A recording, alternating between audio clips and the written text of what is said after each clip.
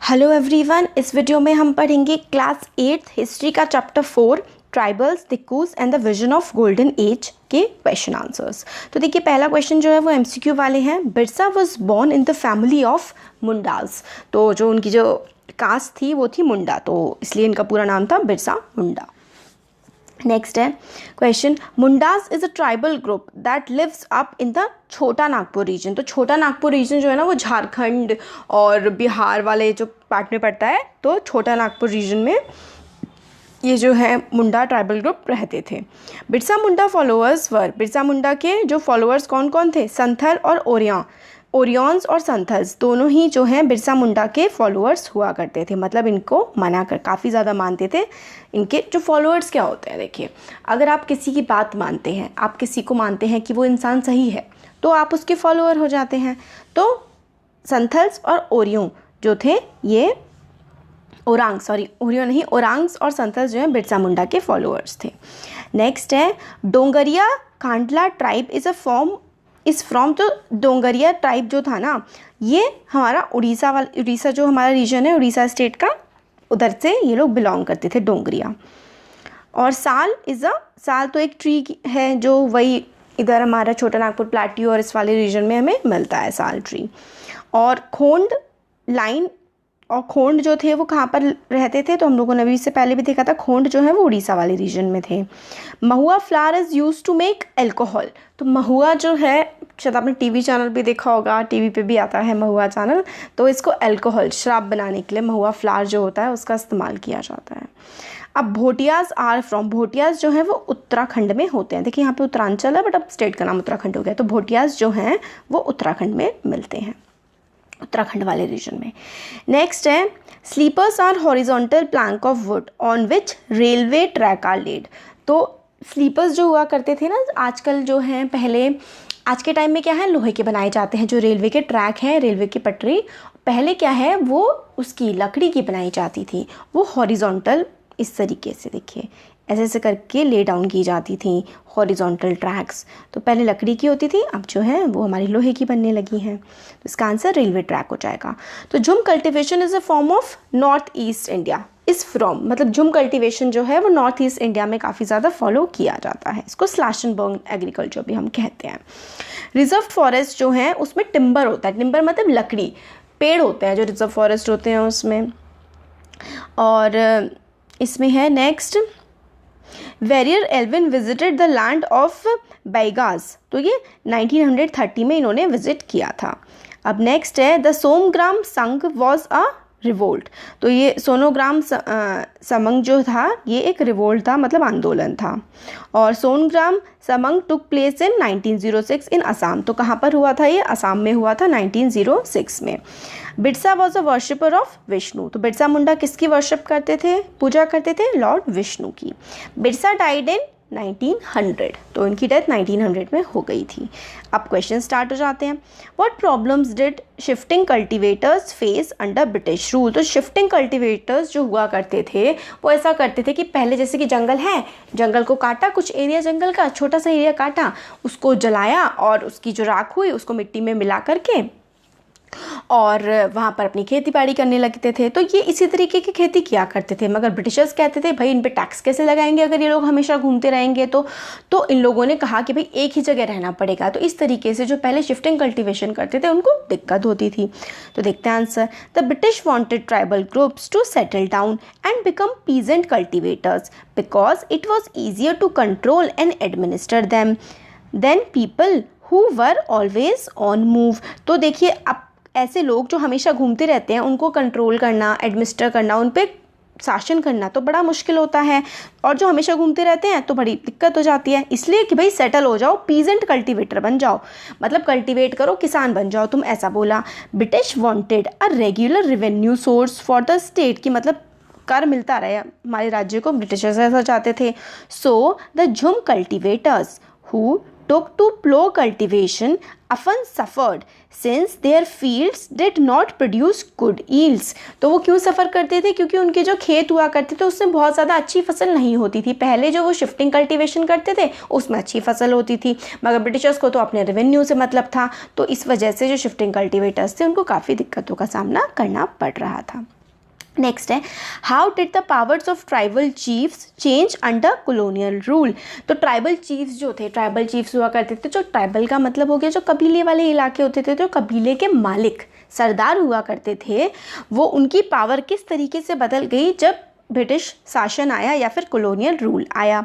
तो देखिए, before British tribal chiefs enjoyed certain amount of economic power and had the right to administer and control the territories। तो British के आने से पहले जो ट्राइब के लोग हुआ करते थे, ट्राइब के जो सरदार हुआ करते थे, उनके पास इकोनॉमिक पावर हुआ करती थी, मतलब पैसे वगैरह से रिलेटेड पावर सरदार के पास हुआ करती थी, जो ट्राइब से सरदार हेड हुआ करते थे ट्राइब के। मगर ब्रिटिशर्स के आने के बाद ये कंट्रोल तो ब्रिटिशर्स के पास चला गया। But under British rules the functions and power of tribal chiefs changed. कैसे चेंज हो गई? As they were allowed to keep their land titles over cluster of villages and rent out lands. तो किस तरीके से चेंज हुई? पहले सबका हुआ करता था, सरदार की बात सब माना करते थे, मतलब लैंड पे सबका हक था और सब सरदार की बात मानते थे। मगर जब ये अंग्रेज आ गए तो उन्होंने क्या किया कि सरदार को कहा, जो चीफ्टन्स थे, कि तुम अपना टाइटल रख लो और क्लस्टर ऑफ विलेजेस जो हैं, ये अलग अलग गाँव हैं, इनसे तुम हमारे लिए क्या लाओ? रेंट लेकर के आओ। They lost much of their administrative power. अब उनका क्या हुआ कि उनकी जो एडमिनिस्ट्रेटिव पावर थी, जो अपने लॉज चलाते थे, अपनी मर्जी से काम करते थे, वो पावर उनकी चली गई। अब ब्रिटिश ऑफिशियल्स के जो लॉ हुआ करते थे ना, उनको जो चीफ हुआ करते थे विलेज के, विलेज हेडमैन, उनको फॉलो करना पड़ता था। They also had to pay tribute to the British. Tribute का मतलब होता है एक amount of money British government को पे करनी पड़ती थी। अब इन लोगों को कुछ पैसे देने पड़ते थे। They were unable to fulfil their traditional functions. तो ट्रेडिशनल फंक्शंस जो सदियों से, सालों से इनके जो काम हुआ करते थे, अब वो काम ये लोग नहीं कर पा रहे थे। नेक्स्ट क्वेश्चन है, what accounts for the anger of tribals against the Dikus. देखिए, दिक्कूज का मतलब होती है, देखिए थोड़ी सी राइटिंग की प्रॉब्लम है, ये है DIKUS।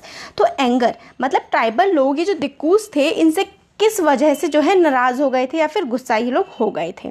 तो देखिए, इसका आंसर होगा हमारा, tribal groups often dependent on the traders and money lenders to buy and sell. तो जो ट्राइबल थे वो डिपेंड रहते थे, जो ट्रेडर, जो बाहर के व्यापारी हुआ करते थे, जो पैसे देने वाले मनी लेंडर्स हुआ करते थे, अपने सामान को खरीदने और बेचने के लिए, to get the goods that were not produced within the locality. जो मतलब गुड्स, जो सामान उनके वहाँ एरिया में नहीं प्रोड्यूस होता था, वो बाहर से ख़रीदा करते थे। Money lenders gave loans to meet their cash needs. So for tribals market and commerce often mean डेप्ट एंड पॉवर्टी। तो वो सामान बाहर का जो है मनी लेंडर से उधार लेकर के ख़रीदा करते थे। तो जो ट्राइबल लोग थे उनके लिए, तो जो बाहर के लोग आ गए थे, ये मनी लेंडर्स और धिक्कूज वगैरह, इससे इनको क्या दिक्कत हो रही थी? हमेशा इन लोगों को कर्जा लेना पड़ा करता था और ये लोग गरीबी के जाल में फंसते जा रहे थे। They therefore came to saw the money lenders and traders as evil outsiders, Dikus, and the cause of their miseries. मतलब फिर वो उनको पॉवर्टी के जाल में फंसे जा रहे थे वो लोग गरीबी के, क्योंकि उनको पैसे उधार लेने पड़ते थे और उनकी फसलें भी अच्छी नहीं हो रही थी। सामान ख़रीदना है तो उन्हें मनी लेंडर से पैसा लेना पड़ता था। इसलिए जो ट्राइबल लोग थे ना, इन मनी लेंडर्स को ऐसे देखने लगे थे जैसे कि बाहर के लोग जो हैं वो बहुत ही बुरे हैं और हमारी सारी परेशानियों का, मिजरीज का कारण है। नेक्स्ट क्वेश्चन है, what was Birsa's vision of a gold age? Why do you think such a vision appeal to the people of the region? जो बिरसा थे, उनकी गोल्ड एज की, जो गोल्डन एज थी, जो अच्छे दिन थे, उनकी क्या मतलब विजन था, क्या सोचते थे वो अपने अच्छे दिनों के बारे में, और बाकी लोगों ने भी उन्हें क्यों सपोर्ट किया? तो देखिए, इसका आंसर है 1895 Birsa urged his followers to recover his glorious past. Birsa ने 1895 में अपने जो फॉलोअर्स थे, जो उनको मानते थे काफ़ी ज़्यादा, अपना नेता मानते थे, उन्होंने कहा लोगों से कि हम अपना जो ग्लोरियस पास्ट है, ग्लोरियस पास्ट मतलब जो इतना स्वर्णिम युग था हमारा पुराने ज़माने में, उसको हम दोबारा लेकर के आएंगे। He talked of golden age in the past, the age of truth, जो जब सच्चाई की सब छुआ करता था, सब अच्छे से चला करता था। When Mundas lived a good life, constructed embankments, tapped natural springs, planted trees and orchards. तो मतलब पेड़ लगाया करते थे, नेचुरल जो रिवर बहती थी उसमें से पानी लिया करते थे झरनों में से, और ऑर्चिड्स मतलब बगीचे लगाया करते थे, प्रैक्टिस किया करते थे कल्टीवेशन, और वो they did not kill their brother and relatives, अपने रिश्तेदारों को और दूसरे भाई बहनों को नहीं मारा करते थे, वो ऑनेस्टली रहा करते थे. They lived honestly. Birsa also wanted people to once again work on their land, settle down and cultivate their fields. Yes, such a vision appealed to people of the region because they followed him and started a revolt against the British. To end, raised a slogan of British Raj.